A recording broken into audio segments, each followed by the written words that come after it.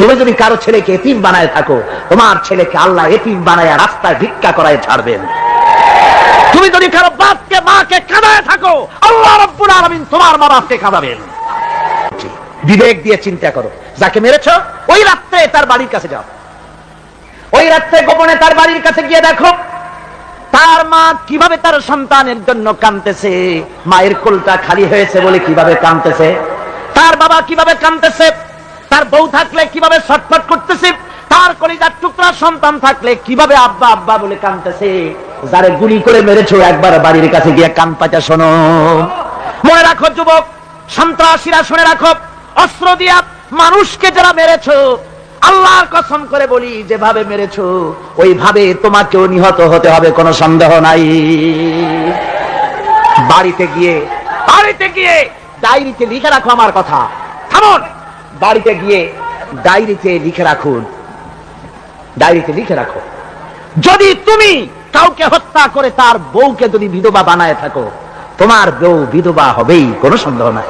তুমি যদি কারো ছেলেকে এতিম বানায় থাকো, তোমার ছেলেকে আল্লাহ এতিম বানায় রাস্তায় ভিক্ষা করায় ছাড়বেন। তুমি যদি কারো বাপকে মাকে কাঁদায় থাকো, আল্লাহ রাব্বুল আলামিন তোমার মা বাপকে কাঁদাবেন। তুমি যদি বেয়নটের খোঁচা দিয়া, ড্যাগারের খোঁচা দিয়া একটা মানুষকে যদি বুক ফেলে থাকো, তোমার বুকটা ঝাঁঝরা করে দেওয়ার মতো অস্ত্র আল্লাহ তৈরি করে রেখেছে। বিশ্বাস করো, বিশ্বাস করো। অননুমোদিত অস্ত্র থানায় জমা দিয়ে দাও, মসজিদে ঢোকো, নামাজ পড়ো, চরিত্রবান হয়ে যাও। তোমাদের প্রতি আমার উদাত্ত দাওয়াত, আমার বুক ভরা দরদ। তোমাদের বিরুদ্ধে আমাদের কোনো বিদ্বেষ নাই, হিংসা নাই, আছে কলিজা বড় দরদ। দেখতে পাচ্ছি জাহান্নামের দিকে যাচ্ছ, এই পথটা কোন দিকের পথ? যারা বলেন কোথার পথ? ওই নেতাদের পিছনে আর চলো না, তওবা করো। ওই নেতাদের পিছনে আর যাবে না যারা তোমাদেরকে টাকা দেয় আর অস্ত্র দেয়, যারা তোমাদেরকে মদ দেয় আর নারী দেয়, ওদের পিছনে আর চলবে না। ওয়াদা করো। যুবকরা কি পারবে ওয়াদা করতে? ওই সব নেতাদের পিছনে জীবনে আর যাবে না, ওয়াদা করতে পারো? হাত উঁচু করে দেখাও যুবকেরা।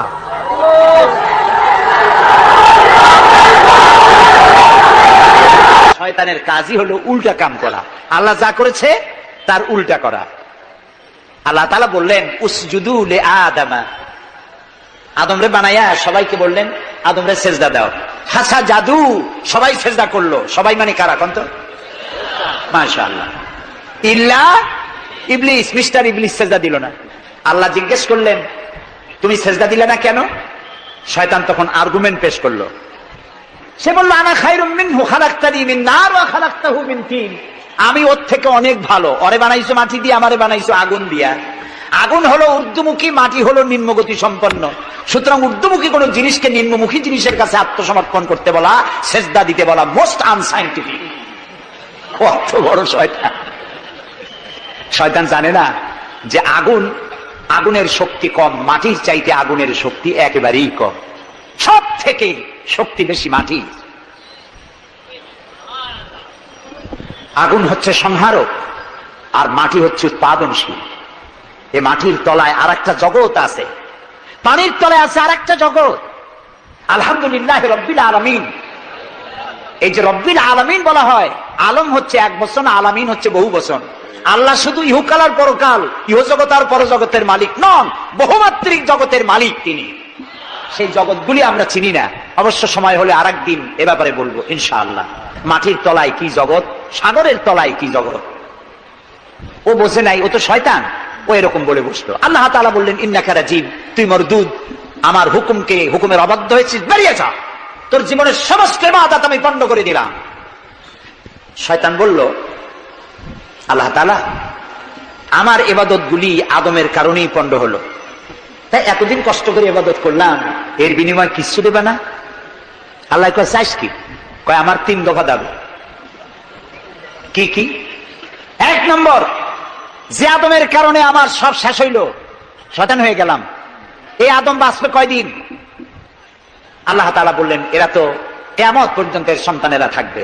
শয়তান বলল এই আদম সন্তানকে প্রতারণা করার জন্য আমাকেও কিয়ামত পর্যন্ত হায়াত দিতে হবে। আল্লাহ তাআলা বললেন মঞ্জুর। শয়তান বলল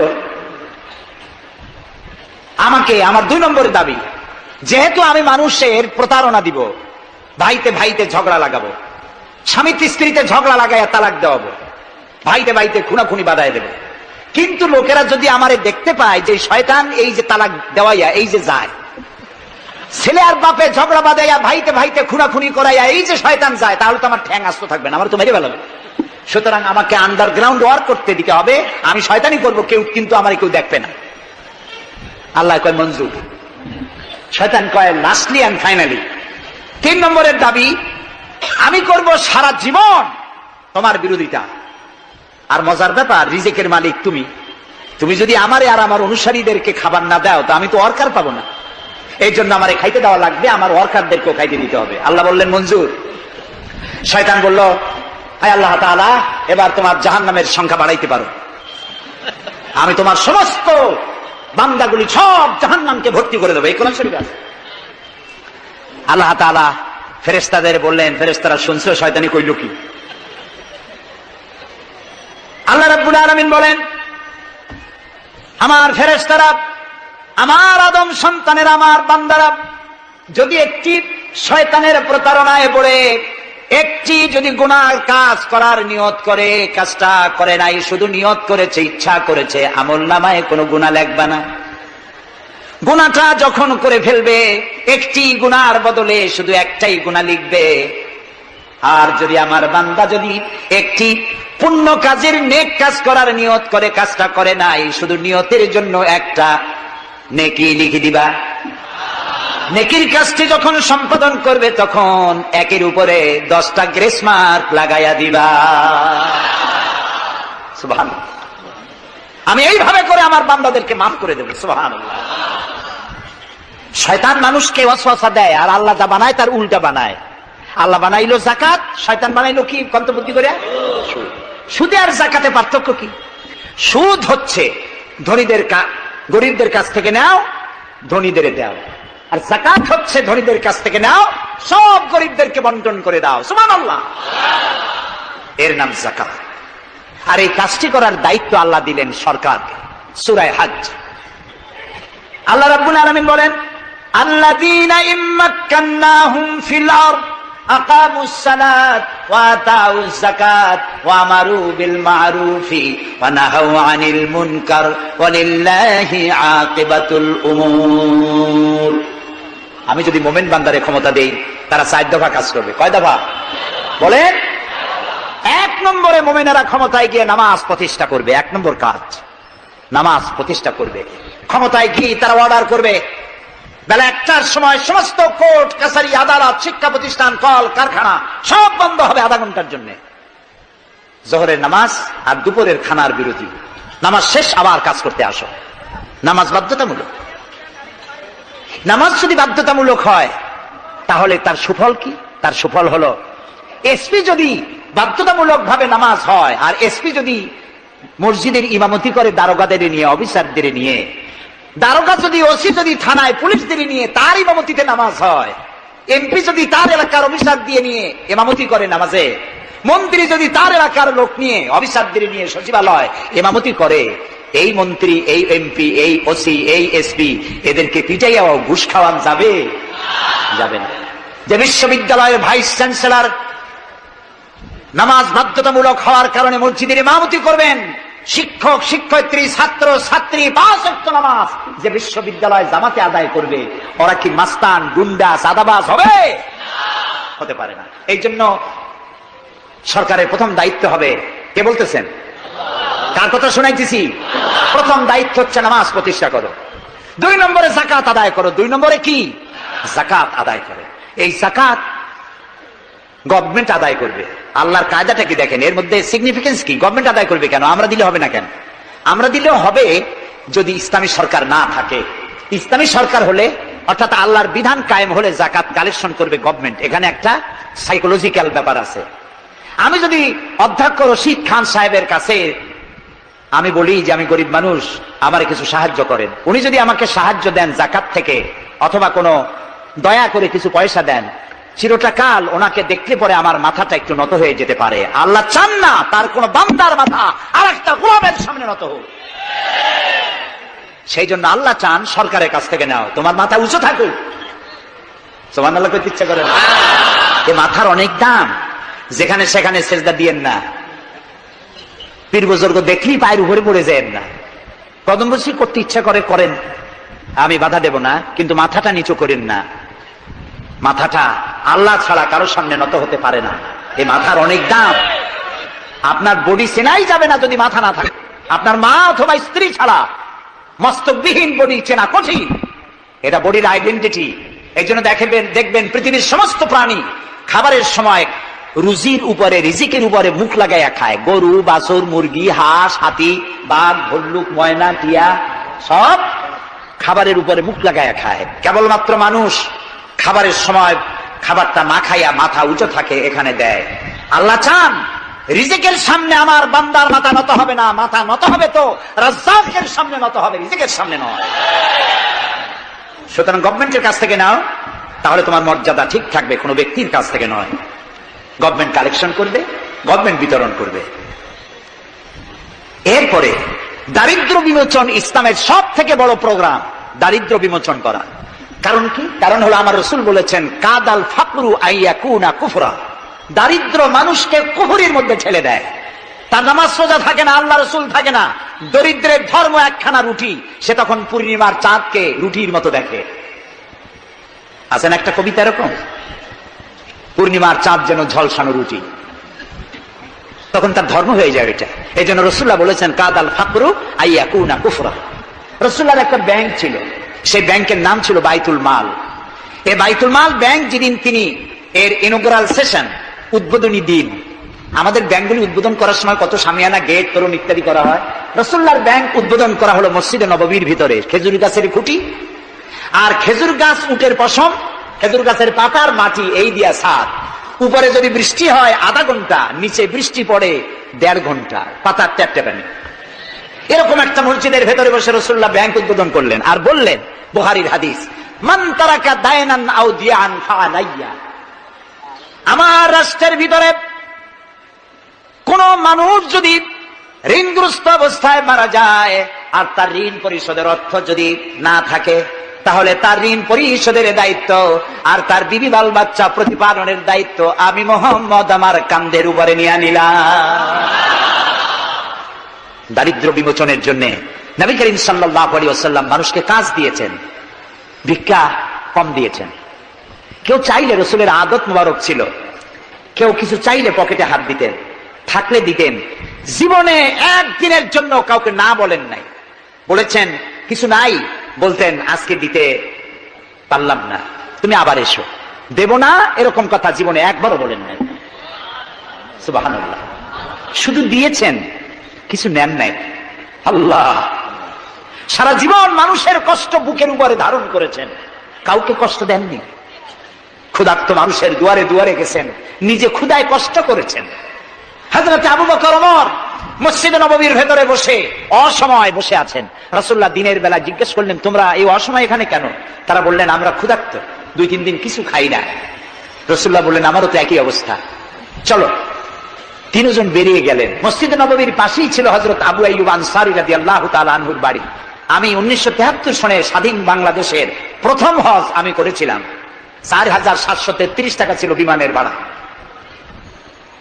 তখন মসজিদে নববীর পাশেই ছিল আবু আইয়ুব আনসারী রাদিয়াল্লাহু তাআলা আনহুর বাড়ি। সেই বাড়িতে গেলাম। ওইখানে একটা বাক্সের ভিতরে, একটা গ্লাসের বাক্সের ভিতরে ছিল রাসূলের ব্যবহার করা তরবারি, তীর আর ধনুক। আমি বহুত চেষ্টা করছিলাম গ্লাসটা উঠাবার জন্য, কারণ এটা সেই তরবারি, সেই তীর, সেই ধনুক যেখানে আমার রাসূলের হাতের পরশ লেগেছিল। যদি ধরতে পারতাম, প্রাণ করে একটা চুমা দিতাম। এই বাড়িতে গিয়ে রাসূলুল্লাহ উপস্থিত হলেন। আবু আইয়ুব আনসারী 3 জন মেহমান, এর থেকে শ্রেষ্ঠ মেহমান আছে? স্ত্রীকে বললেন, তাড়াতাড়ি একটা ছাগল জবাই করো, রুটি বানাও। তিনি চলে গেলেন বাগানে। বাগান থেকে কিছু খোরমা আনলেন। হাদিস শোনাচ্ছি, গল্প নয়। কিছু খোরমা এনে রাসূলের সামনে রাখলেন। রাসূলুল্লাহ বললেন, এর মধ্যে কাঁচা, পাকা, আধা পাকা 3 পদের খাজুর, আমি কোনটা খাবো? হযরত আবু আইয়ুব বলেন, 3 প্রকারের খেজুরে আপনি হাত দিবেন, কারণ আপনার হাত যে প্রকারের খেজুরের গায়ে লাগবে আমার বাগানে আল্লাহ রাব্বুল আলামিন সেই খেজুরে বরকত দিয়া দিবেন।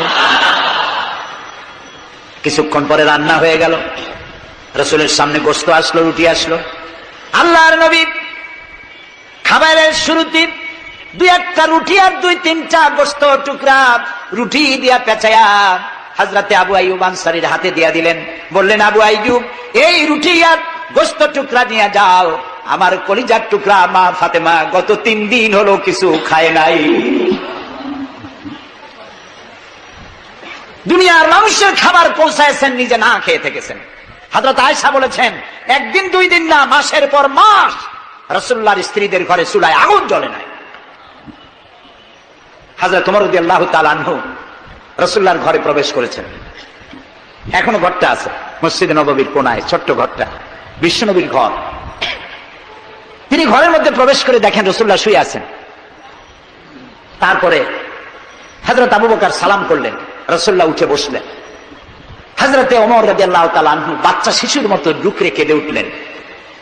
নবীজি জিজ্ঞেস করলেন, ওমর কাঁদো কেন? হযরত ওমর বলছেন, ইয়া রাসূলুল্লাহ, আমি বিশ্বনবীর ঘর দেখতেছি, ছোট্ট একটি ঘর, এক কোনায় পানি শূন্য সরাহি কাত হয়ে পড়ে আছে, এক পাশে একটা গ্লাস, আর আপনি যে বিছানায় শোয়া, চাদর নাই, বালিশ নাই, দড়ি দিয়া বুনানো খাটিয়ার উপরে শুয়েছিলেন, হাতের তলায়, মাথার তলায় হাত দিয়ে আপনার জান্নাতি শরীর মোবারকের পিঠের উপরে দড়ির দাগ আমি সহ্য করতে পারছি না, ইয়া রাসূলুল্লাহ। কাফেরেরা পৃথিবীতে এত শান্তি করলো, আর আল্লাহ রাসূলের গায়ে দড়ির দাগ, আপনি আমাকে অনুমতি দেন, আমি একটা তোশক আপনাকে বানায় এনে দেই। রাসূলুল্লাহ বললেন, ওমর, আমি যদি হুকুম করি, এই যে উহুদ পাহাড়টা আমার জন্য সোনায় পরিণত হয়ে যাবে। আমি পৃথিবীতে শান্তি করতে আসি নাই, এসেছি মানবতার মুক্তির জন্য, কল্যাণের জন্য। নবী করিম সাল্লাল্লাহু আলাইহি ওয়াসাল্লাম এই যাকাতের বিধান কায়েম করলেন। মানুষের দুয়ারে দুয়ারে খাবার পৌঁছে গেল, বিরুদ্ধরা ভাতা পেল, বয়স্করা ভাতা পেল, বেকারেরা তাদের কাজের সংস্থান পেয়ে গেল। অবস্থা এমন হলো, হযরত ওমর ইবনে আব্দুল আজিজ রাহমাতুল্লাহ আলাইহির সময় যাকাত কে নেবে, যাকাত কে নেবে চিল্লানো হতো, ঢোল বাজানো হতো। একজন লোক পাওয়া যেত না যে যাকাত আমার দরকার। ইতিহাস লিখছে, ওই সময় একজন লোক তার সৎকার টাকা নিয়ে ঘুরতেছে যে যাকাত কাকে দিবে। 3 দিন হলো যাকাত নেওয়ার মতো একটা লোক পেল না। অবশেষে ক্লান্ত হয়ে মরুদ্যানের মধ্যে বসে আছে।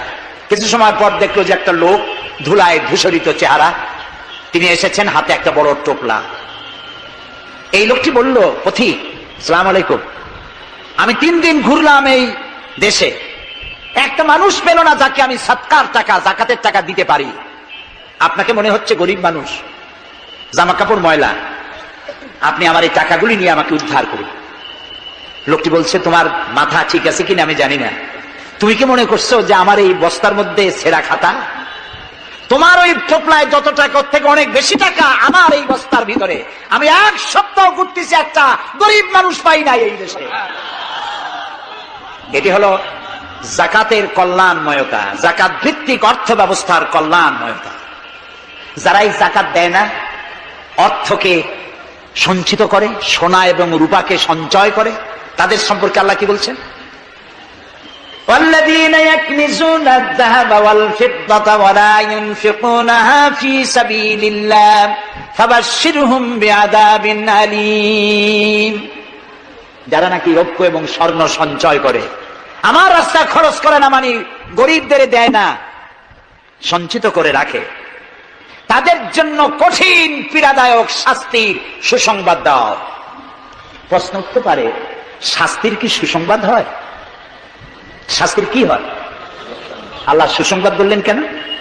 এটা বোঝাবার জন্য ছোট্ট একটি দৃষ্টান্ত যথেষ্ট। মা যদি ছেলেকে কন্ট্রোল করতে না পারে, দারুণ দুষ্ট, মা তখন বলে, দাঁড়া, তোর বাপ আসুক, আমি তারে নালিশ করবো, এমন পিটটি দেবে তখন মজা টের পাবি। পিটে লিখি মজা লাগে? তাহলে মজা বললো কেন? শাস্তির তীব্রতা বোঝাবার জন্য মজা শব্দ ব্যবহার করা হয়। এটা কোরআনে কারীমের বাগধারা। আল্লাহ তাআলা বলছেন, তীব্র শাস্তির সুসংবাদ দাও। স্বর্ণ আর রৌপ্য জমা করে রেখেছো, যাকাত দাওনি। বহু মহিলার অসংখ্য সোনার রূপা আছে, যাকাত দেন না। কবে কালে ভদ্র একটা বিয়ে আসবে, সেই বিবাহে সজ্জিত হয়ে যাবেন, সারা বছরে যাকাত দিলেন না, এতগুলি সোনা আটকায় রাখলেন কেন? আল্লাহ চান না টাকা পয়সা পুঞ্জীভূত হয়ে থাকুক। কোরআন শুধু নামাজ রোজা নয়, দেখুন না আল্লাহ কি বলছেন।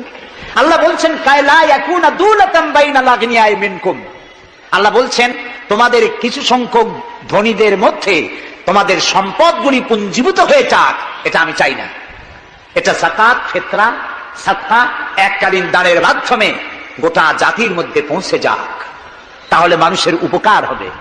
সুতরাং 7.5 তোলা নিচ পর্যন্ত জাকাত আপনার না দিলে চলবে। যখন 7.5 তোলা হবে তখনই জাকাত শুরু হবে। যত বেশি হয় গোড়া থেকে শুরু করে সবটা দিতে হবে। 52 তোলা রূপা হলে জাকাত দিতে হবে। এই জাকাতের টাকা না দিয়ে যারা জমা করে রাখেন, শাস্তিটা কি হবে শোনেন। আল্লাহ শাস্তির ধরনও বলছে, ইয়াউমা ইউহমা আলাইহা ফি নারে জাহান্নাম ফাতুকওয়া বিহা জিবাহুম ওয়া জুনুবুহুম ওয়া যুহুরুহুম হাযা মা কানাসতুম লিআনফুসিকুম তাকনিজুন। এমন একদিন আসবে যখন এই স্বর্ণ আর রৌপ্যকে জাহান্নামের আগুন দিয়ে জ্বালায়া সিল বানানো হবে, আর এই সিলগুলি তোমার কপালে, তোমার পার্শ্ব দেশে, তোমার পৃষ্ঠ দেশে সিল মারা হবে জাহান্নামের আগুন দিয়ে, আর বলা হবে হাযা মা কানাসতুম লিআনফুসিকুম, এই হলো তোমার সেই সব সঞ্চিত সম্পদ যা তুমি সঞ্চয় করে রেখেছিল, আল্লাহর রাস্তায় খরচ করো নাই। রাসূলের কাছে প্রশ্ন হয়েছে, ওয়ায়াসআলুনাকা মাযা ইউনফিকুন, হে রাসূল আপনাকে প্রশ্ন করা হয় যে কি খরচ করব। আল্লাহ তাআলা বলছেন কুলিল আফওয়া, বলুন প্রয়োজনের অতিরিক্ত জিনিস আল্লাহর রাস্তায় খরচ করে দাও। আমরা প্রয়োজনের অতিরিক্তটা ব্যাংকে জমা রাখি, আল্লাহ বলেন খরচ করো। যত খরচ করবে আল্লাহ তত বাড়াই দিবেন। দেখেন না আল্লাহ বাড়ায় কেমনে। আল্লাহরে বিশ্বাস করেন যে আল্লাহ যে বাড়াইতে পারেন, এটাকে বিশ্বাস করেন? এটি তো ইমানের প্রশ্ন। কেউ যদি জবাব দিতে ব্যর্থ হন তাহলে তো কুলক্ষণ। আল্লাহ কি সম্পদ কমানো আর বাড়ানোর মালিক কে? ইয়ামহাকুহুল্লাহুর রিবা ওয়া ইউরবিস সাদাকাত। আল্লাহ তাআলা বলছেন আমি সুদকে ধ্বংস করি আর সাদকাকে বৃদ্ধি করি। হালালে বরকত হয়, হারামে বরকত হয় না। আজ গোটা পৃথিবীতে, শুধু বাংলাদেশে নয়, গোটা বিশ্বে ওয়ার্ল্ড ব্যাংকের দৃষ্টিতে ইসলামী ব্যাংক পৃথিবীতে সব থেকে সফল ব্যাংক। তাও আলহামদুলিল্লাহ কব না। কেন? কারণ হালালে বরকত হয়, হারামে বরকত হবে না। আচ্ছা কুত্তায় বাচ্চা দেয় কত কম? তো অত ফ্যামিলি প্ল্যানিং নাই, জনমের মতো হয়। এই কুত্তাগুলি যদি সব বাঁচত তাহলে বরিশাল দিয়ে হাঁটতে পারতেন? কুত্তার জ্বালায় হাঁটতেই পারতেন না। গরুতে, গাভীতে বাছুর দেয় কয়টা বছরে? একটা, মাত্র একটা। আর মুসলমানেরা গরু যা জন্মের খাওয়া খায়, তারপরেও কুত্তা বেশি না গরু বেশি? এই কারণে যেহেতু গরু হালাল তাই গরুতে বরকত, কুত্তা হারাম তাই বরকত নাই। ইসলামী ব্যাংক শুধু ব্যাংকিং সেক্টরেই কাজ করে না, জাতির কল্যাণমূলক বহু সংখ্যক কাজ তারা করে থাকে। ইসলামী ব্যাংক হাসপাতাল, ইসলামী ব্যাংক ব্যাংকের জন্য কলেজ, ইসলামী ব্যাংক দিয়ে যখন ডিজাস্টার হয়, দুর্ভিক্ষ হয়, যখন বন্যা হয়, জলোচ্ছ্বাস হয়, লক্ষ কোটি কোটি টাকা তারা দুহাতে বিতরণ করে। হ্যাঁ, অনেক প্রকল্প আছে। মেধাবী ছাত্র, গরিব ছাত্রদেরকে স্টাইপেন্ড দেয়, বিধবা নারীদেরকে আরে কি বলে ওকে সেলাই করে, সেলাই মেশিন দেয়। যাকাত আরেকটু বলি, আপনারা বিরক্ত হন না তো? যাকাত আমরা কি করি? বছরে একদিন শাড়ি আর লুঙ্গি কিনে প্রদর্শন করি, এক্সিবিশন। অমুক সাহেব যাকাত দেবেন, আপনারা আসবেন। দলে দলে ফকিররা আসলো, একটা লুঙ্গি আর শাড়ি নিতে গিয়ে পদপিষ্ট হয়ে 5টা 10টা মারা গেল। হয় নাই বাংলাদেশে? এই প্রদর্শনী এক্সিবিশনের কোন মানে নাই। যাকাত নিতে তোমার বাড়ি কেন লোক আসবে? তুমি যাকাতের টাকা তার হকদারের কাছে পৌঁছাইয়া দিবা। কারণ গরিব তোমার করুণার পাত্র নয়। অফি আমওয়ালিহিম হাক্কুল লিসাইলি ওয়াল মাহরুম। আল্লাহ তাআলা বলছেন তোমার সম্পদের ভিতরে গরিবদের অধিকার আছে। গরিব তোমার করুণার পাত্র নয়। যাকাত দিয়ে আসো তার বাড়ি যায়। তবে শাড়ি আর লুঙ্গি দেওয়া কোন অর্থবহ কাজ নয়। কি দিবেন? রাসূলুল্লাহর কাছ থেকে শিখুন। ওই যে একজন আসলো, ভিক্ষা চাইলো, বললো তোমার কি কিছু নাই? বললো আছে। কি আছে কম তো? মাশাআল্লাহ, জানি সবাই কিন্তু আমল করি না। দুনিয়ায় যত ভালো কথা সব বলা হয়ে গেছে, বাকি আছে শুধু পালন করা। রাসূলুল্লাহ তাকে বললেন কম্বল আনো। বিক্রি করে কিনলেন কি? কুড়াল। রাসূলুল্লাহ তার নিজের পবিত্র হাত দিয়ে কুড়ালে হাতল লাগাই দিলেন। বললেন যাও জঙ্গলে কাঠ কাটো, বাজারে বিক্রি করো, ভিক্ষা কোনো দিন আর করবা না। 1 বছর পর, হাদিস শুনুন, 1 বছর পর ওই ভিক্ষুক এসে বলছেন আসসালামু আলাইকা ইয়া রাসূলুল্লাহ। হুজুর আপনি আমাকে চিনেছেন? আমি সেই ভিক্ষুক যে ভিক্ষা নিতে এসেছিলাম, আপনি আমাকে ভিক্ষা না দিয়ে কুড়াল দিয়েছিলেন, কুড়াল দিয়া কাঠ কাটিয়া বাজারে বিক্রি করে আমার কাছে এখন জাকাত দেওয়ার মতো অর্থ জমা হয়ে গেছে। এটার নাম ইসলাম। শুধু নামাজ রোজা জিকির আজগারের জন্য শুধু নয়, নামাজ রোজা জিকির আজগার তো করবো, কিন্তু আমার মানুষকে দারিদ্র বিমোচন করতে হবে। সুতরাং জাকাতের টাকা দিয়ে একটা শিক্ষিত বেকার যুবককে একটা কম্পিউটার কিনে দেন, একটা বিধবা মহিলাকে একটা সেলাই মেশিন কিনে দেন, তার সতীত্ব সে বাঁচাতে পারবে। ক্ষুধার জ্বালায় মানুষ যখন অসহনীয় পর্যায়ে চলে যায়, তখন সে দেহ ব্যবসার মতো নিকৃষ্ট পর্যায়ে চলে যায়। এজন্য ধনীরা দায়ী হবে আল্লাহর কাছে। কচু গাছ কাটতে কাটতেই মানুষ খুন করে। একটা এতিম বাচ্চা ক্ষুধার জ্বালায় ঘুরতেছে, ওই বাচ্চাটি আপনি তাকে একটু আদর করেন, ওরে আপনি একটা চীনাবাদামের বাক্স কিনে দেন 50 টাকা 100 টাকা দিয়া, কিছু চীনাবাদামের পুঁজি দেন, একটা পানের খিলি বানাইয়া বিক্রি করার পুঁজি দেন, কয়েকটা বুট পলিশের কালি আর ব্রাশ কিনে দেন, সে রাস্তায় বসে জুতা পালিশ করবে, ছেলেটি পকেট মারা থেকে চুরি করা থেকে বেঁচে যাবে, সমাজ সংস্কার হবে, সমাজ অপরাধ মুক্ত হবে, সমাজ থেকে দারিদ্র বিমোচন হবে। আলহামদুলিল্লাহ। আপনি কি জানেন এই যে গাছগুলি লাগালে পরে কত সওয়াব হয়, এবং দারিদ্র বিমোচনের জন্য গাছের কি বিশাল ভূমিকা। রাসূলুল্লাহ বলেছেন হাদিস, তোমার কাছে যদি এমন খবর আসে যে কিয়ামত হচ্ছে, আর তখন যদি তোমার কাছে কোনো গাছের চারা থাকে কিয়ামত হচ্ছে, গাছের চারাটি কিয়ামত আসার পূর্বেই গাছের চারাটি লাগিয়ে যাও, কিয়ামতের দিন সপ্তাহে 4 ইয়ার সওয়াব পেয়ে যাবে। একটি গাছ যদি কেউ লাগায়, ওই গাছে যত পাখি বসবে, ফল হবে, মানুষে খাবে, আশ্রয় নেবে মানুষেরা, কিয়ামত পর্যন্ত সাদকায়ে জারিয়ার সওয়াব মানুষ কবরে বসে বসে পেতে থাকবে। সব জায়গায় সওয়াব আর সওয়াব জানি না, খালি মনে করি ইল্লাল্লাহ ইল্লাল্লাহ বলতে পারলেই সওয়াব। আর খালি ইল্লাল্লাহ বলবেন বা কেন? যারা এই ধরনের জিকির করেন, আমার মনে দারুণ প্রশ্ন, জবাব খুঁজে পাই নাই। আল্লাহর কলেমাকে খণ্ডিত করে জিকির করার পারমিশন কোন হাদিস দিয়েছে? কে দিয়েছে এই পারমিশন? লা ইলাহা ইল্লাল্লাহ, এটা হলো পূর্ণাঙ্গ কালেমা, কমপ্লিট হচ্ছে মুহাম্মদ রাসূলুল্লাহ। আফজালুজ যিকর লা ইলাহা ইল্লাল্লাহ। কতক্ষণ লা ইলাহা ইল্লাল্লাহ, কতক্ষণ ইল্লাল্লাহ ইল্লাল্লাহ ইল্লাল্লাহ। এর অর্থ কি? আল্লাহ ছাড়া, আল্লাহ ছাড়া, আল্লাহ ছাড়া। আল্লাহ ছাড়া কি? কমন সেন্সের শুধু কমন বাদ দিয়া শুধু সেন্স যদি থাকে, কোন মুসলমানের এমন জিকির করা উচিত নয়। তবে common sense is very uncommon. দুর্ভাগ্য জাতি। প্রিয় ভাই, সব দারিদ্র বিমোচনের জন্য আল্লাহ তাআলা এসব ব্যবস্থা করে রেখেছেন। কাজ করে খাও, আয় থেকে দায় শোধ করো। আপনার পুকুর কেটে চতুর্দিকে পুকুরের কান্দায় পেঁপে গাছ লাগান, কলা গাছ লাগান। হাঁস পালেন, হাঁসগুলি পানিতে সাঁতার কাটবে, ভেতরে মাছ থাকবে, হাঁসের পায়খানা খেয়ে মাছ বড় হবে, হাঁস বড় হয়ে ডিম দেবে। এই ডিম বিক্রি করবেন, মুরগি বিক্রি করবেন, পেঁপে বিক্রি করবেন, কলা বিক্রি করবেন। মানুষের কাছে হাত পাতার চাইতে নিকৃষ্ট কাজ আর নাই। রাসূলুল্লাহ বলেছেন, আল্লাহর কাছে এই রকমের হাতের চাইতে এই রকমের হাতের মর্যাদা বেশি। এইটার নাম কি? সাওয়া। বলেন, এইটার নাম কি? এইটার নাম আল্লাহর কাছে এইটার কোনো দাম নাই, কোনো দাম নাই। আল্লাহর কাছে দাম এইটা। এই জন্য যারা শ্রমিকদের সম্পর্কে আমার রাসূল বলেছেন, আল কাসিব হাবিবুল্লাহ, যারা সহজে উপার্জন করে খায় ওরা আল্লাহর বন্ধু। আপনারা শ্রমিক না, সেই জন্য সুবহানাল্লাহ কইতে পারলেন না। আলহামদুলিল্লাহ বলেন। রাসূলুল্লাহর হাদিস শোনাচ্ছি, আমি গাজী কালু চম্পাবতীর পুঁথি শোনাচ্ছি না। আল কাসিব হাবিবুল্লাহ, যে ব্যক্তি সহজে উপার্জন করে খায় সে আল্লাহর বন্ধু। এখন যদি কোন রিকশাওয়ালা, কুলি মজুর, ঠেলাওয়ালা যদি মনে করে আল্লাহর বন্ধু যখন হইছি নামাজ রোজা দিয়ে আর করবো কি, এটি কিন্তু ঠিক নয়। আল্লাহর বন্ধু হওয়ার জন্য নামাজ রোজা অত্যন্ত জরুরি। আর আপনি যে কষ্ট করে খাচ্ছেন, আপনার পয়সা হালাল। যে ব্যক্তি রিকশা চালায়, 2.5 মণে বস্তা মাথায় করে স্টিমারে উঠায়, ওর চাইতে হালাল পয়সা কারো নাই। মাথার ঘাম পায়ে ফেলে উপার্জন করছে। আপনি জানেন না যে দালানে যারা আছে খুব শান্তিতে নাই, বাইরের থেকে দেখে ভেতরের অবস্থাটা বোঝা যায় না। গুলশান, বনানী, আভিজাত্যপূর্ণ এলাকার বিশাল বিশাল বাড়ি দেখে আপনার চোখ ধাঁধা লেগে যেতে পারে, খুব শান্তির নিলয়। না, শান্তি নাই।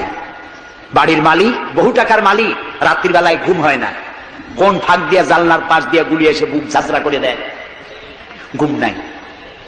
জনমের মতো অসুখ হয়েছে, প্রত্যেক দিন সোনার চাউল দিয়ে ভাত খাইতে পারে, কিন্তু ডাক্তার তার রুজি কন্ট্রোল করে দিয়েছে। পাঙ্গাসের পেটি, খাসির চর্বি খাইতে পারবেন না,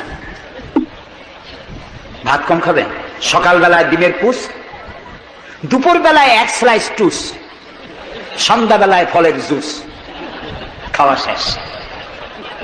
বউ তো কথা শোনে না, হাজারো কাজ করে ঘরমুক্ত হয়ে স্বামী ফিরেছে, বিবি সাহেবা বেগম সাহেবা পেখম ধরে হাতে ভ্যানিটি ব্যাগ নিয়ে স্বামীর সামনে থেকে হন হন করে যাচ্ছে। স্বামী বেচারা কষ্ট করে জিজ্ঞেস করছে, তুমি কই যাও?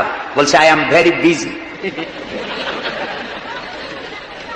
ছেলে হয়েছে কয়টা? সব গুন্ডা, মাস্তান, মাথায় এত বড় চুল, হাতে এত বড় নখ। মেয়েগুলি বয়ফ্রেন্ড নিয়ে কোথায় চলে গেছে। বেটা বাড়ির কাজের লোক, কাজের মেয়েদের হাতের দেওয়া খানা খাইলো, আদর পাইল না, যত্ন পাইল না, সম্মান পাইল না, খাইয়ে টাইয়া নিজে নিজে শুয়ে আছে, এতগুলা ঘুমের ট্যাবলেট খাইছে, ঘুমও আসে না। কিন্তু তুমি মেয়া রিক্সাওয়ালা, ঠেলাওয়ালা, কুলি মজুর, সারাদিন কাজ করে পোলাও চাউল কিনতে পারো নাই, মোটা চাউল কিনেছো, খেসারির ডাল কিনেছো, একটু কিনে বাড়িতে বউ রান্না করেছে। আমি এই চোখে দেখা কথা বলি, আল্লাহ তাআলা এই বয়সে কম দেখান নাই। কমলাপুর রেল স্টেশনের বস্তি দেখেছি, অনেক বস্তি এলাকায় গিয়েছি। স্বামী বসে খাচ্ছে, ঘরমাক্ত রিক্সা চালায় আসছে, আড়াই মনে বস্তা টানে আনছে, স্ত্রী খাবার তুলে দিচ্ছে, আরেকটু খাও, খুব কষ্ট করেছো, আরেকটু খাও। ওর ঘরে ফ্যান নাই, কাপড়ের আঁচল দিয়ে স্বামীর কপাল মুছে দিচ্ছে, আরেকটু খাও, এত কষ্ট করো তুমি। ওর ঘরে ফোমের বিছানা নাই, চটের মতো শক্ত বিছানা, বালিশ নাই, ইটের মতো শক্ত, কাপড়ের একটু কভার দাও। এরকম একটা বালিশের উপরে সারাদিনের শ্রান্তি আর ক্লান্তি নিয়ে আর ঘুমায় গেছে, কোন ওষুধ খাওয়া লাগে না। এমন ঘুম আসছে, ওর ডাকের গর্জনে ট্রাকের ইঞ্জিন ফেল। শান্তি কি বড় লোক হলে হয়? শান্তি দেওয়ার মালিক আল্লাহ। শান্তি দেওয়ার মালিক কে? আল্লাহ। এই জন্যে এই শান্তি আসবে যদি সঠিকভাবে, সুষ্ঠুভাবে আল্লাহ পাকের দেওয়া এই বিধানগুলি আমরা যদি সমাজে কায়েম করতে পারি, তাহলে এটি সম্ভব। আমার দেশে এখন যদি যাকাতের টাকা কালেকশন করা হয়, তাহলে আমরা একটা হিসাব করেছি, আমি একটা ব্যাংকের সাথে জড়িত আছি, আপনারা জানেন বোধহয়, ইসলামী ব্যাংক। এর জন্ম লগ্ন থেকে আমি আছি এর সাথে। সেই হিসেবে আমরা একটা জরিপ চালাইছি, বাংলাদেশে যদি এখন যাকাত যদি গভর্নমেন্ট কালেকশন করে, তাহলে একেবারে কম করে হলেও ৬,০০০ কোটি টাকা যাকাত কালেকশন হতে পারে। ৬,০০০ কোটি। আর অক্ষ স্টেট আছে বাংলাদেশে লক্ষ লক্ষ একর জমিন, যা বিভিন্ন মোতাল্লি তারা সিন্দাবাদের দত্তের মতো অক্ষ সম্পত্তির উপরে চেপে বসে আছে। এই অক্ষ সম্পত্তি যদি উদ্ধার করা যায়, আর যাকাত আর ওসরের টাকা যদি গভর্নমেন্ট কালেকশন করতে পারে, বাংলাদেশের দারিদ্র বিমোচনের জন্য পৃথিবীর কারো কাছ থেকে একটি টাকাও নেওয়ার দরকার নাই। এই যে ৬,০০০ কোটি টাকার শূন্যতা, ভেকুয়াম সৃষ্টি হলো বাংলাদেশে, এই শূন্যতা পূরণের জন্য এগিয়ে এলো এনজিওরা, এবং তারা সুদের বাণিজ্য শুরু করলো। ব্যাংক সুদ নেয় 15 or 17%, আর এনজিওরা নেয় 35 থেকে 40%। মারাত্মক সুদখোর। সমাজে কামলিওয়ালাদের মতো সুদ চালু করে দিয়েছে। প্রিয় ভাই সব, বাংলাদেশ এটি সম্পদশালী দেশ। যারা বলে, আমি পার্লামেন্টে একবার বক্তৃতায় বলেছিলাম যে যারা বলে বাংলাদেশ গরিব, আমি তাদের সাথে একমত হতে পারি না। আমার দেশ সম্পদশালী দেশ, আলহামদুলিল্লাহ বলে। আমার দেশ, এ বাংলাদেশের আবাদযোগ্য জমির পরিমাণ 2,40,00,000 একর। আলহামদুলিল্লাহ বলবেন না? এখানে বনজ সম্পদ আছে 32,53,860 কিলোমিটার বর্গমিটার নিয়ে, বর্গমাইল জুড়ে। এখানে আল্লাহর হিকমতটা দেখেন। সুন্দরবন আমাদের থেকে দূরে না কাছে? বরিশাল, বরগুনা, বাগেরহাট, সাতক্ষীরা, এই এলাকায় সুন্দরবন কে বানাইছে? কোন গভর্নমেন্ট বানিয়েছে? কেন আজ অন্য জায়গায় বানানো হলো না কেন? উত্তরবঙ্গে বানাইলো না কেন? কারণ আমাদের বঙ্গোপসাগর হলো সাইক্লোন জোন, এখান থেকেই ঘূর্ণিঝড়ের উৎপত্তি হয়। সাইক্লোন জোন 240, 80, 300 অথবা সহস্র মাইল স্পিডে বা 500 মাইল স্পিডে ঝোড়ো হওয়া প্রবাহিত হওয়ার জন্য ঘূর্ণিঝড় প্রস্তুতি দেয়, আবহাওয়া বার্তা দিয়ে তা শোনানো হয়। উপকূলীয় এলাকায় যদি আল্লাহ তাআলা সুন্দরবন তৈরি না করতেন, তাহলে সমুদ্রের ঘূর্ণিঝড়ের প্রথম ধাক্কায় কুয়াকাটা, পটুয়াখালী, বরগুনা, সাতক্ষীরা, পিরোজপুর, বাগেরহাট, বরিশাল প্রথম ধাক্কায় উড়ে চলে যেত। আল্লাহ তাআলা কি দয়া, সুন্দরবন বানাই দিয়ে প্রোটেক্টেড করছেন, তাও আমরা সুবহানাল্লাহ বলবো না। এই সুন্দরবন রক্ষার জন্য গভর্নমেন্ট পাহারাদার লাগিয়েছে, কিন্তু পাহারাদারেরা নিজেরাই রক্ষকরা হইছে ভক্ষক, জন্মের খাওয়া খাইতেছে। আল্লাহ দেখলেন যে এরা তো এই ধরনের মানুষ খুব বেকায়দা, সেই জন্য আল্লাহ তাআলা নিজেও কিছু পাহারার ব্যবস্থা করলেন। সেই পাহারাদার কে? Royal Bengal tiger. যদি সামনে পড়েন 10 কোটি টাকা ঘুষ দেবেন, এই কথা শুনলেও আপনারে ছাড়বে না, যাতে বংশানুক্রমে পৃথিবীর মানুষ, দেশের মানুষ এগুলি ভোগ দখল করতে পারে। আল্লাহ সেই জন্য পাহারাদার রেখে দিয়েছেন। সুবহানাল্লাহ। আমার দেশে রয়েছে পানি সম্পদ। বাংলাদেশে ছোট বড় 250টি নদ নদী আছে, যেগুলির দৈর্ঘ্য 3200 বর্গ মাইল।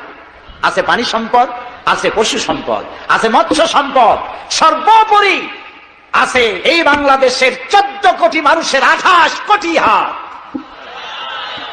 এই হাতগুলি যদি ভিক্ষুকের হাত না হয়ে কর্মীর হাত হয়ে যায়, তাহলে আমাদের দেশ গরিব থাকতে পারে না। আমার দেশের সম্পদের অভাব নাই, যথেষ্ট সম্পদ আছে, শুধুমাত্র ইকুয়াল ডিস্ট্রিবিউশন নাই। সৎ এবং যোগ্য নেতৃত্বের অভাবে এই চরম দুরবস্থার সৃষ্টি হয়েছে, আর হয়েছে রাজনৈতিক প্রতিহিংসার কারণে। তা না হলে আমরা পৃথিবীর মধ্যে দাঁড়ায় যেতাম। যুদ্ধ বিধ্বস্ত জাপান কোথা থেকে কোথায় গেল? উত্তর কোরিয়া আমেরিকাকে চ্যালেঞ্জ করছে। থাইল্যান্ড, যারা নারী ব্যবসা করে জীবন বাঁচাইতো, সেই থাইল্যান্ড এখন, আমি মেলবোর্ন ইউনিভার্সিটিতে আমার প্রোগ্রাম ছিল, যাওয়ার সময় ব্যাংকক হয়ে গেলাম। একটি হোটেলে আমার থাকার জায়গা ছিল। 30 কিলোমিটার লম্বা ফ্লাইওভার ব্যাংককে।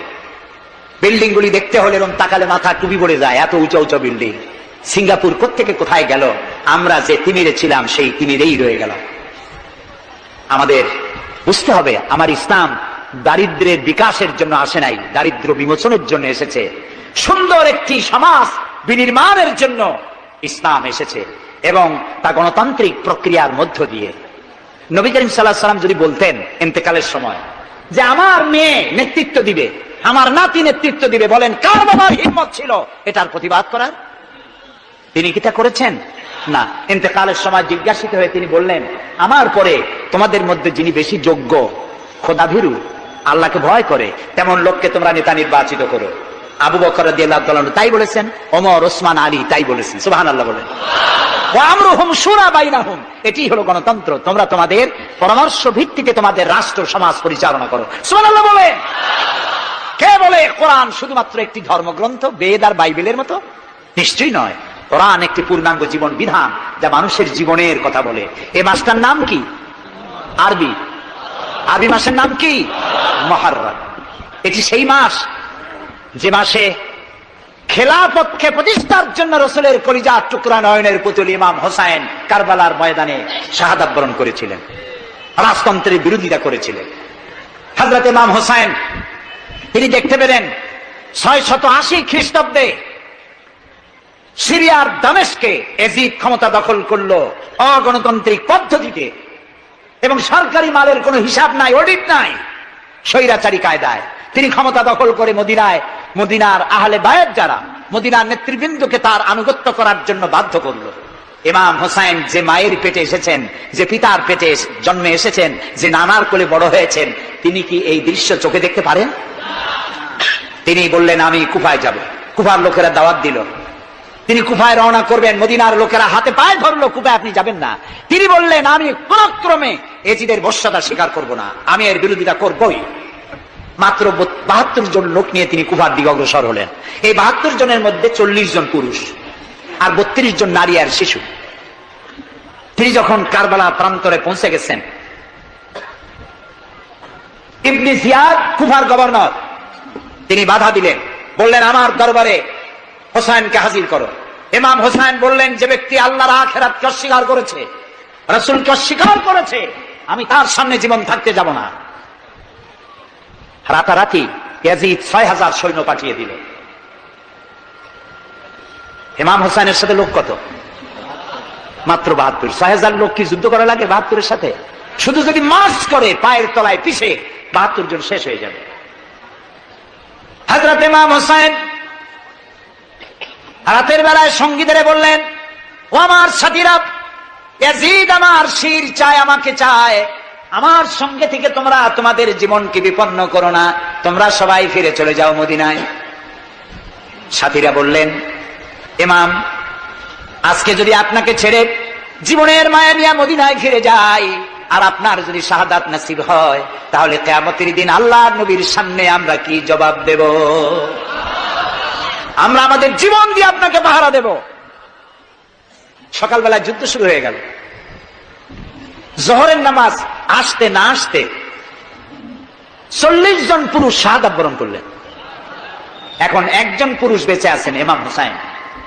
তাঁবুর ভিতরে স্ত্রী এবং অন্যান্য মহিলাদের কাছ থেকে বিদায় নিতে এসেছেন। তোমাদেরকে আল্লাহর হাওলা করলাম, আমি যুদ্ধে চলে যাচ্ছি। আমার চোখের সামনে আমার নানাজির দামদান মোবারক শহীদ হওয়া ইসলাম, সাহাবীদের রক্ত দেওয়া, জীবন দেওয়া ইসলাম, খেলাফত মিটে যাবে পৃথিবী থেকে, রাজতন্ত্র প্রতিষ্ঠা হবে, আমার জীবন থাকতে আমি তা হতে দেব না।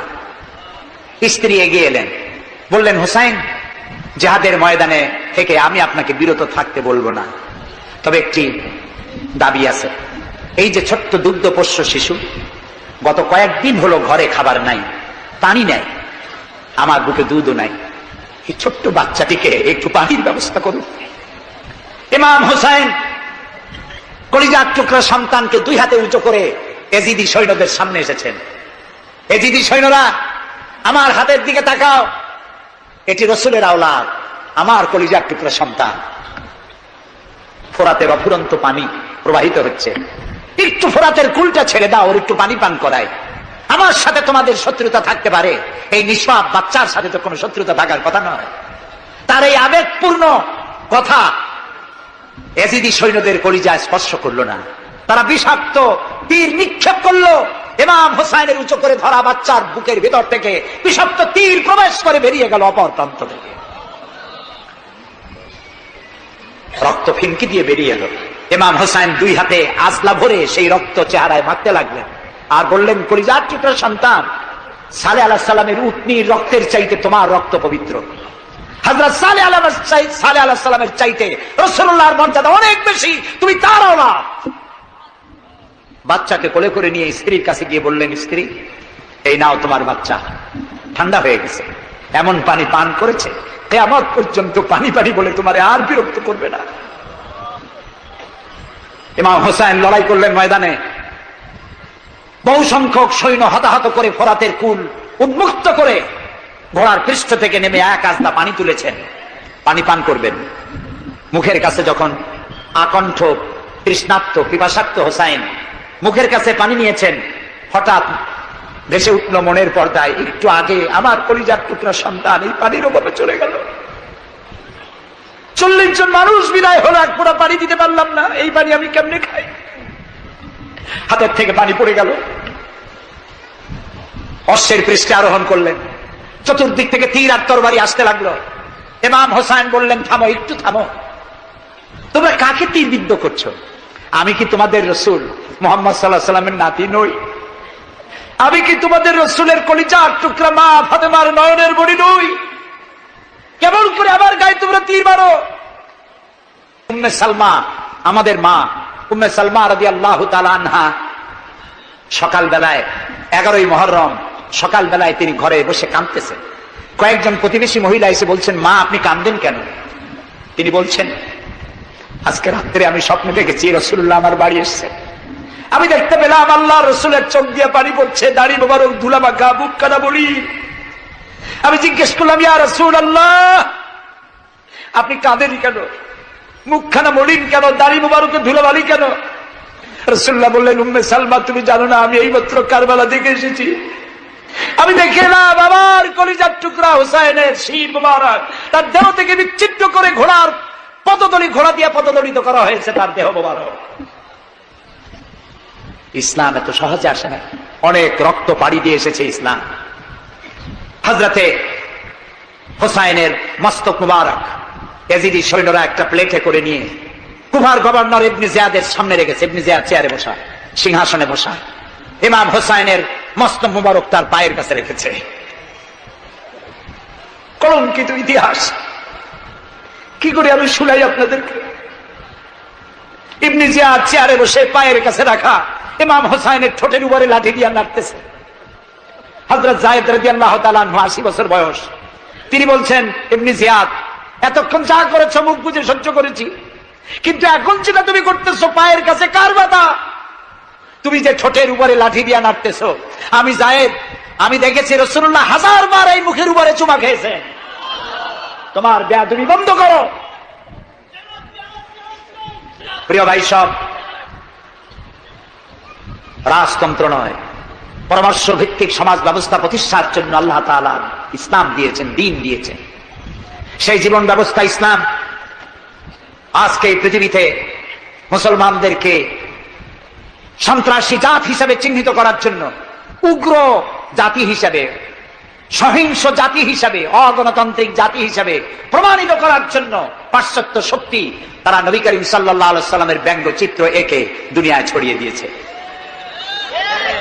আজকে জুমার খুতবায় আমি কসাই মসজিদে বলেছিলাম, রাসূলুল্লাহর মাথার উপরে বোমা আকৃতির পাগড়ি বেঁধেছে, পাশে 2টা অর্ধনগ্ন মেয়ে লোক রেখেছে। নাউজুবিল্লাহ। তোদের মতো অসভ্য আছে পৃথিবীতে? ডেনমার্ক, আমেরিকা, ইউরোপ, তোমরাও কি মানুষের মতো কাজ করেছ? বিশ্ব নবী পৃথিবীতে সব দিয়েছেন, কিছু নেন নাই। তাকে অপমান করার অর্থ হচ্ছে মানব সভ্যতাকে অপমান করা। রাসূলকে অপমান করার ক্ষমতা কারো নাই।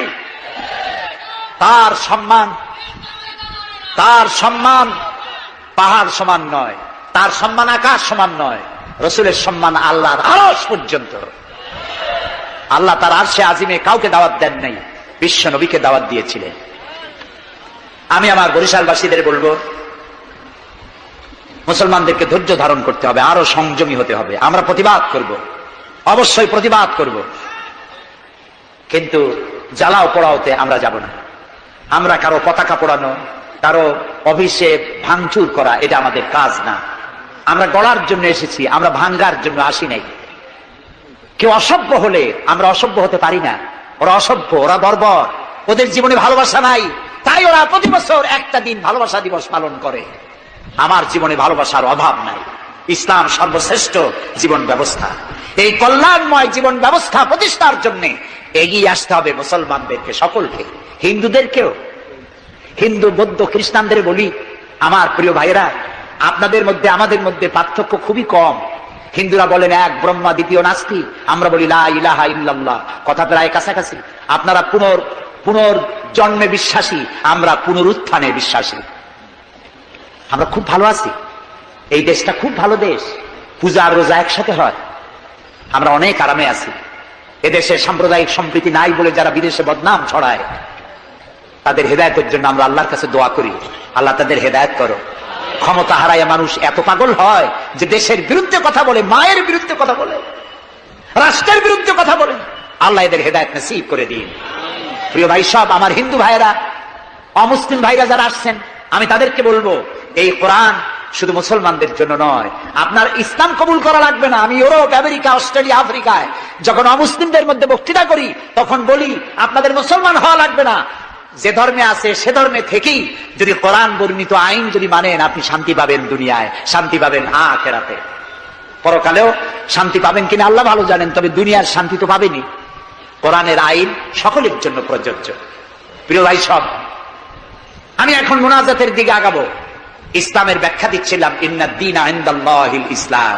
ইসলামের চাইতে কল্যাণময় জীবন ব্যবস্থা পৃথিবীতে আর নাই। বলেন সুবহানাল্লাহ। আমি মুনাজাতের দিকে যাচ্ছি, আর মুনাজাতের আদব হলো বসা। এই রাস্তা জুড়ে যত মানুষ দাঁড়ানো আছেন, সব মানুষ বসুন। গতকাল বলেছিলাম, মুনাজাতের কথা শুনে দুই একজন হাঁটে, এটি কিন্তু বেয়াদবির পর্যায়ে পড়ে, আদবের খেলাফ। মানুষের হাতে যেমন ক্যামেরা থাকে, ফেরেশতার হাতে ক্যামেরা আছে না? তা আপনি মুনাজাতের কথা শুনে যদি হাঁটেন, আপনি তো বেয়াদবের খাতায় নাম লেখালেন। এমন হতভাগ্য কারো হওয়া উচিত না। মুনাজাত হয় কার কাছে? সেই আল্লাহরে ভয় করেন, জায়গায় বসেন এবং মুনাজাতে শরীক হন। মুসলমানদের বড় দুর্দিন যাচ্ছে।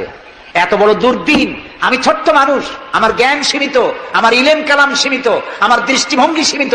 এই সীমিত দৃষ্টিভঙ্গি দিয়ে আমার পড়াশোনা অবজারভেশনের মধ্য দিয়ে আমি যেটা বুঝতে পারি, বর্তমান পৃথিবীতে মুসলমানেরা যে বিরাট ষড়যন্ত্র আর বিপদের মুখোমুখি হয়েছে, পৃথিবীতে কোন কালে এত ষড়যন্ত্র, এত বহুমুখী ষড়যন্ত্র আর কোনদিন হয়েছে বলে আমার জানা নেই। এই ষড়যন্ত্র থেকে বাঁচার জন্য দোয়া করতে হবে কার কাছে? কার কাছে? তিনিই পারবেন আমাদেরকে কল্যাণ দিতে। এই জন্য মা বোনেরা যারা এসেছেন, মা বোনদেরকে বলবো, আপনাদেরকে ইসলাম সর্বাধিক সুযোগ দিয়েছে, আপনাদের অধিকার দিয়েছে। লেখাপড়া করতে পারবেন, চাকরি করতে পারবেন, রাজনীতি করতে পারবেন, আপনারা সমাজনীতি করতে পারবেন, আপনারা যুদ্ধেও যেতে পারবেন, সব পারবেন। তবে আপনার শালীনতা, আপনার সম্ভ্রম, আপনার সতীত্ব, আপনার পর্দা আপনাকে বজায় রাখতে হবে। এ কাজটুকুনের মধ্য দিয়ে নারীর অধিকার প্রতিষ্ঠিত হবে। সেজন্য আমি মা বোনদেরকে বলবো, আসুন ইসলামকে জানি, ইসলামকে বুঝি, ইসলামের সাথে নিজেদেরকে সম্পৃক্ত করি। এটি শুধুমাত্র নামাজ রোজা হজ জাকাতের ধর্ম নয়। নামাজ রোজা হজ জাকাত সহ অর্থনীতি, সমাজনীতি, রাষ্ট্রনীতি সবকিছুর সমন্বয় একটা জীবনের স্কিম, একটি পরিকল্পনা যা দিয়েছেন আল্লাহ তাআলা। সুবহানাল্লাহ।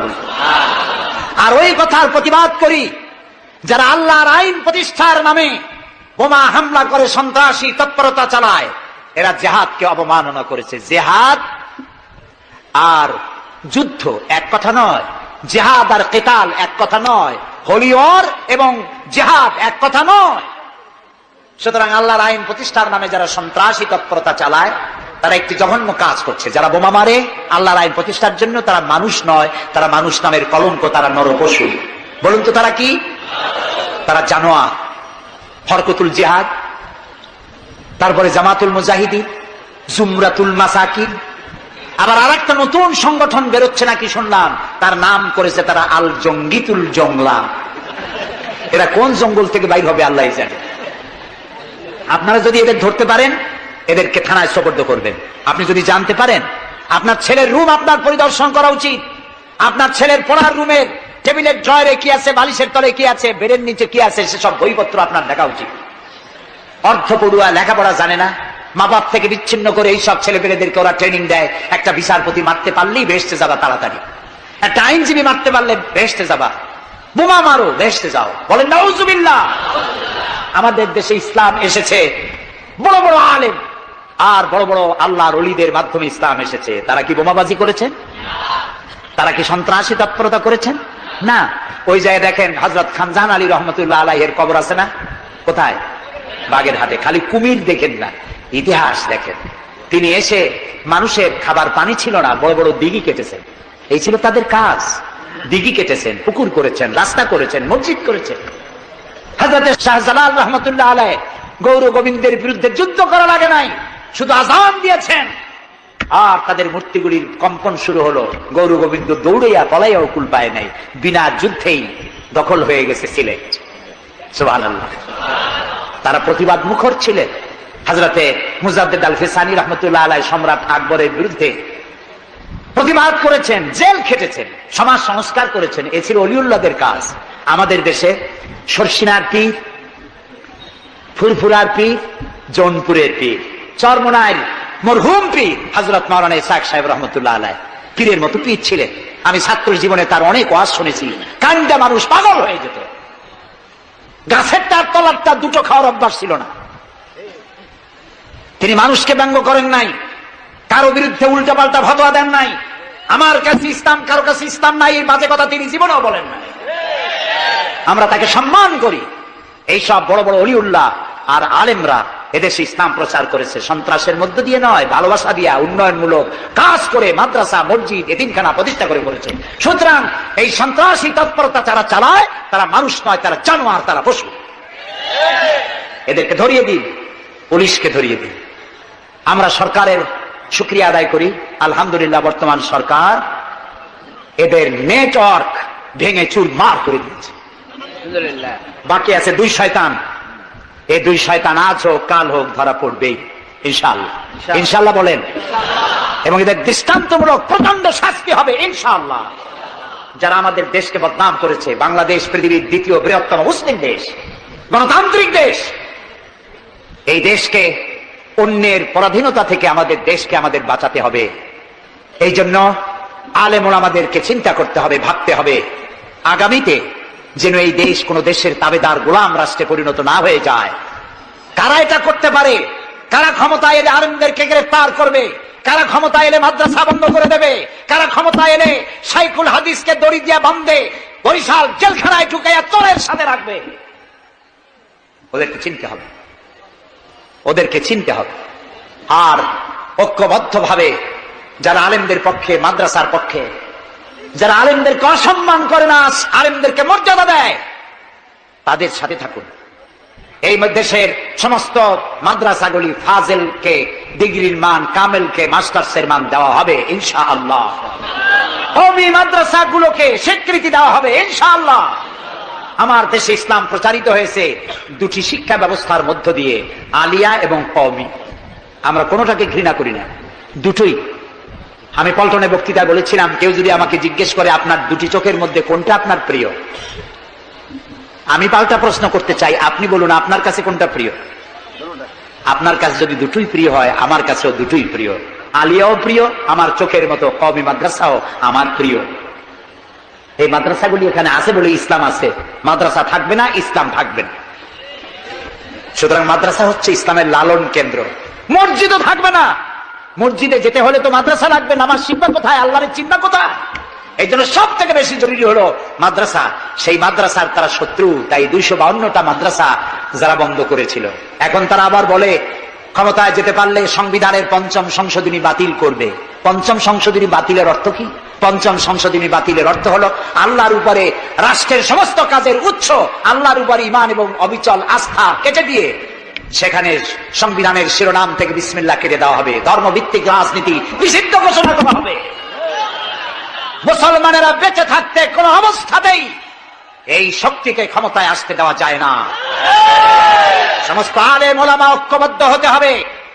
কোন মিষ্টি কথায় ভুলে গেলে হবে না। তেলের দাম, দ্রব্য মূল্য বেড়ে গেছে, তাই আমাদেরকে অন্য পথে যেতে হবে। এই পাগলামি করলে নিজের পায়ে নিজে কুড়াল মারা হবে। সুতরাং আল্লাহর দিন, দেশ বাঁচলে আমরা বাঁচবো, স্বাধীনতা থাকলে আমরা থাকবো। দেশের স্বাধীনতা, অস্তিত্ব, অখণ্ডত্ব বাঁচিয়ে রাখার জন্য সর্বোপরি এই যে টুপি মাথায় দিয়ে চলি, মুখে দাঁড়িয়ে আছে, এই দাড়ি আর টুপিকে টিকিয়ে রাখার জন্য যারা ইসলামকে ভালোবাসে, আলেমদেরকে ভালোবাসে, সম্মান দেয়, মর্যাদা দেয়, উন্নয়নের জোয়ার বয়ে যায় সারা দেশ জুড়ে, তাদের সাথে ঐক্যবদ্ধ হয়ে কাজ করা আমাদের ইমানের দায়িত্ব। সে দায়িত্ব পালনের তৌফিক আল্লাহ আমাদেরকে দান করুন। বাস, আমরা এখন মোনাজাত করব। মোনাজাতের পরে সারা জান হবে। এশার নামাজ জামাতে পড়ে আমরা বাড়ি যাব। ঠিক আছে ভাই? গতকাল কিন্তু ঠিক থাকে নাই, আজকে যেন থাকে। তবে অনেকে এশার নামাজ পড়ে এসেছেন, এটাও ঠিক। যারা পড়ে আসেন নাই তারা আমাদের সাথে পড়বেন। নামাজ না থাকলে ঈমান থাকবে না। নামাজ না পড়লে নিজেকে মুসলমান বলে পরিচয় দেওয়ার অধিকার নষ্ট হয়ে যায়। জীবনে আর নামাজ ছাড়বো না, এই ওয়াদা কি করা যায়? যাবে? দুহাত উঁচু করুন, বলুন, ইয়া আল্লাহ, তোমার পবিত্র নামে ওয়াদা করি, যতদিন পর্যন্ত মালাকুল মউত আমার মাথার কাছে না আসতেছে, ততদিন পর্যন্ত ফরজ নামাজ, ফরজ রোজা আর ছাড়বো না, আর ছাড়বো না, আর ছাড়বো না। এবার জোরে বলেন, ইয়া আল্লাহ, আমার আজকের এই ওয়াদা আমার মৃত্যু পর্যন্ত আমাকে পালন করার তৌফিক দাও ইয়া রাব্বাল আলামিন। এখন মোনাজাত হচ্ছে। মোনাজাতের পর আপনারা নামাজের জন্য কাতার দিয়ে দাঁড়িয়ে যাবেন আর সকলে আর্থিক সাহায্য করবেন। আল্লাহুম্মা আমিন।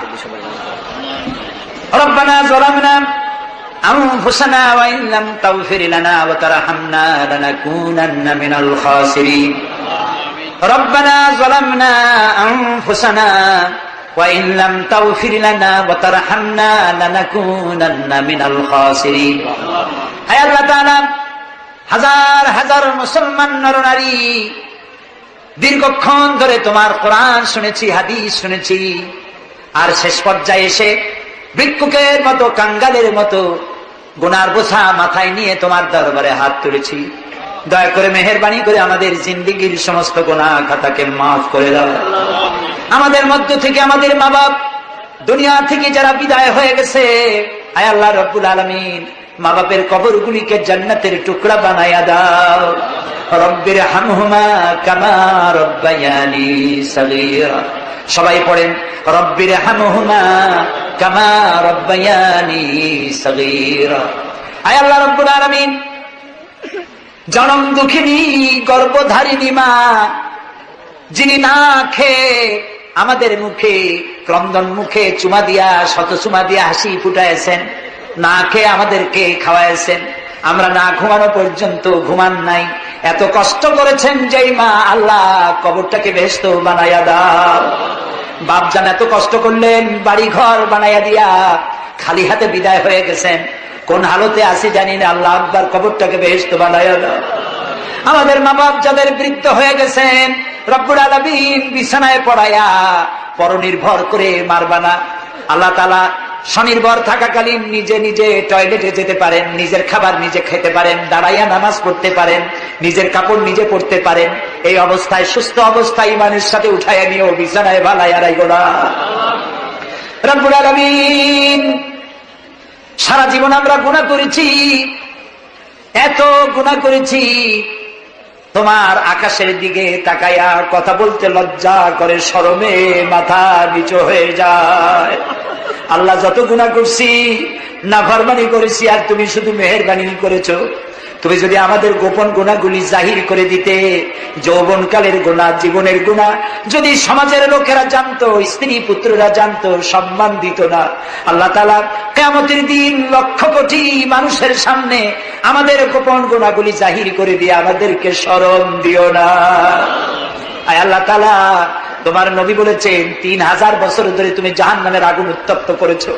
আল্লাহ তাআলা চৈত্র মাসের দ্বীপ্রহরের সহ্য হয় না। আল্লাহ তাআলা জাহান্নামের আগুন আমরা সইতে পারবো না। জাহান্নামের আগুন আমাদের জন্য আল্লাহ তুমি হারাম বানায়া দাও। আল্লাহুম্মা আজিরনা মিনান নার। সবাই পড়েন আল্লাহুম্মা আজিরনা মিনান নার, আল্লাহুম্মা আজিরনা মিনান নার।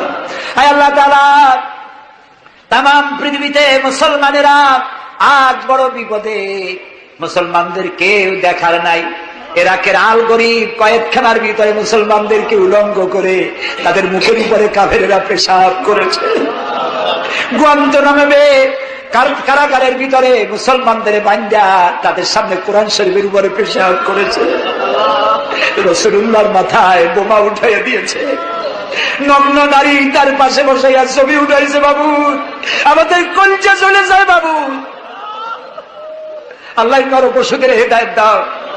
আল্লাহ পরাশক্তির নামধারী তথাকথিত সভ্যতাকে আল্লাহ তুমি হেদায়েত দিয়ে দাও। ওদের নসিবে যদি হেদায়েত না থাকে, তুমি তো আমাদের সেই আল্লাহ যে আল্লাহ নমরুদকে জুতা পেটা করে বিদায় করেছো। তুমি তো সেই আল্লাহ যে ফেরাউনকে চুবাইয়া মারছো। আল্লাহ, এই সভ্যতার দাবিদার গুলি যারা আমার রসুলকে অপমান করতেছে, মুসলমানদেরকে অপমান করছে, কোরআনকে অপমান করছে, ফেরাউনের মতো নবরুদের মতো জুতা মেরে ডুবাইয়া ধ্বংস করে গজব দিয়া বিদায় করে দাও। আল্লাহ, আমাদের এই শান্তিপূর্ণ দেশে যারা বোমা মারে, সন্ত্রাসী হামলা করে, ওদেরকে আমরা চিনি না, তুমি ভালো করে জানো ওরা কারা। আল্লাহ, ওদেরকে হেদায়েত করো, ওদেরকে তুমি ধরাইয়া দাও। ওদেরকে কারা টাকা দেয়, কারা বুদ্ধি দেয়, কারা পরিচালিত করে, তাদের চেহারা জনগণের সামনে উন্মোচিত করে দাও, তাদেরকে জনগণের সামনে ন্যাংটা করে দাও। আল্লাহ তাআলা, আমাদের এই সুন্দর দেশটির উপরে তুমি রহমত করো। আল্লাহ, তোমাকে বলবো না কাকে বলবো। পৃথিবীতে যত মুসলমান দেশ তুমি দিয়েছো, প্রত্যেক মুসলমান দেশের পাশে আরো 2-4টা মুসলমান দেশ আছে। তুমি আমাদের দিকে তাকায় দেখো তো আমাদের অবস্থাটা কি।